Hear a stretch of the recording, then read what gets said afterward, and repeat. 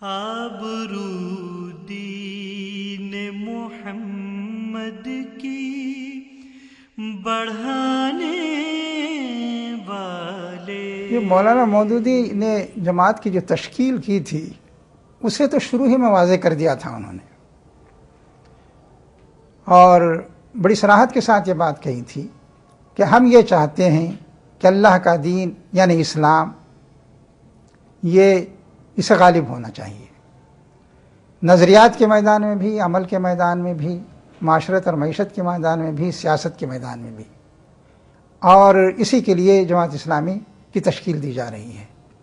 انہوں نے کہا کہ بھئی اس کا گویا یہ غلبہ جو ہم چاہتے ہیں یہ فرد کے پر بھی اس کا غلبہ ہونا چاہیے، معاشرے پر بھی ہونا چاہیے، حکومت اور سیاست پر بھی ہونا چاہیے. غالباً 11 مئی کو مغرب کی نماز ہم پڑھ رہے تھے دیوانی گھر کے وارڈ کے سین میں. مولانا مودودی صاحب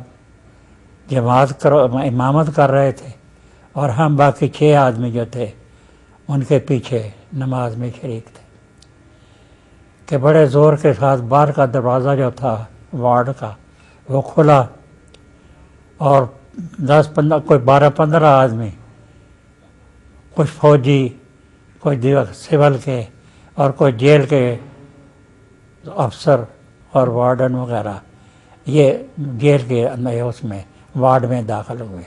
ہم تو نماز پڑھ رہے تھے، یہاں ہم نماز پڑھ رہے تھے وہاں یہ سب لوگ وہاں آ کے قریب کھڑے ہو گئے. جب ہم نے نماز مکمل کی اور سلام پھیرا مولانا نے، ہم اٹھ کے کھڑے ہو گئے. مولانا نے فرمایا کیا مسئلہ ہے فرمائیں.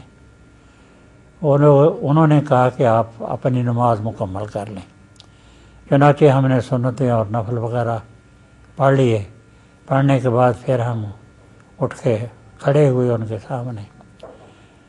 تو اس میں 3 کو تقریباً فوجی افسر تھے، وہی فوجی افسر تھے جن میں مولانا مودودی کے اوپر عدالت میں سماعت کی تھی.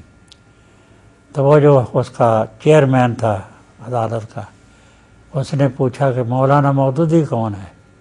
حالانکہ مولانا مودودی کو وہ جانتے تھے، وہ تو 3 دن ان کی عدالت میں پیش ہوتے رہے تھے. مولانا مودودی صاحب نے عرض کیا کہ میں ہوں ابو العلا مودودی. تو وہ کہنے لگا کہ آپ نے جو قادیانی مسئلہ تصنیف کیا تھا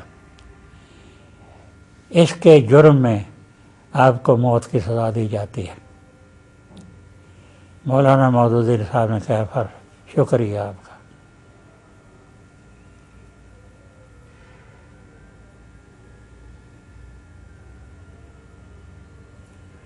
اس نے کہا کہ اس فیصلے کے خلاف کوئی اپیل کا آپ کو حق حاصل نہیں ہے، البتہ آپ گورنر جنرل سے رحم کی اپیل کر سکتے ہیں. مولانا مودودی نے فوراً جواب دیا کہ مجھے کسی سے رحم کی اپیل کرنے کی نہ ضرورت ہے، نہ میں کوئی کسی کے رحم کی اپیل کروں گا. موت کے فیصلے زمین پر نہیں ہوتے ہیں، موت کے فیصلے آسمان پر ہوتے ہیں. اگر آسمان پر میری موت کا فیصلہ ہو گیا ہے تو دنیا کی کوئی طاقت مجھے موت سے نہیں بچا سکتی، اور اگر وہاں میری موت کا فیصلہ نہیں ہوا ہے تو آپ لوگ الٹے بھی لٹک جائیں، میرا بال بھی بیکا نہیں کر سکتے. تو مجھے کسی سے اپیل نہیں کرنی ہے.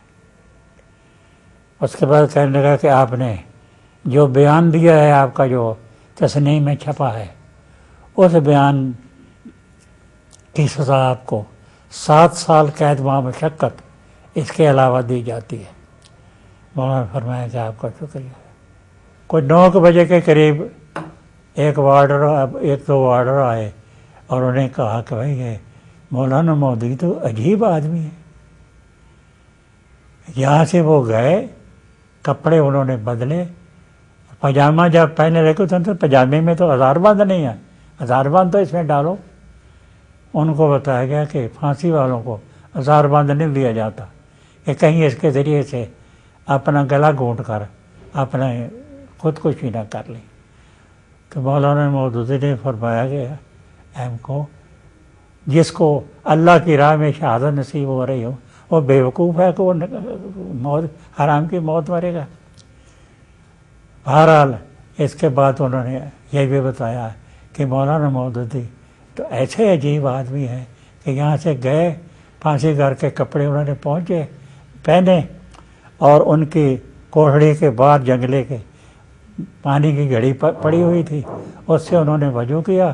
وضو کرنے کے بعد انہوں نے عشاء کی نماز پڑھی اور نماز پڑھ کے اسی تپڑی جو ان کو لیٹنے کے لیے دی ہوئی تھی، کوئی 6 فٹ کی لمبائی اور کوئی 1.5-2 فٹ کی چوڑائی کی، اس کو بچھایا انہوں نے، اس کے اوپر لیٹ گئے اور 10 منٹ کے بعد وہ کھراٹے لینے لگے اور ساری رات کھراٹے لیتے رہے.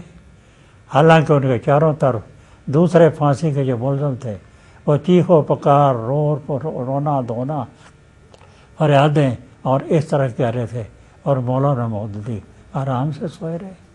صبح اٹھ کے انہوں نے پھر نماز پڑھی اور ٹھیک ٹھاک ہیں.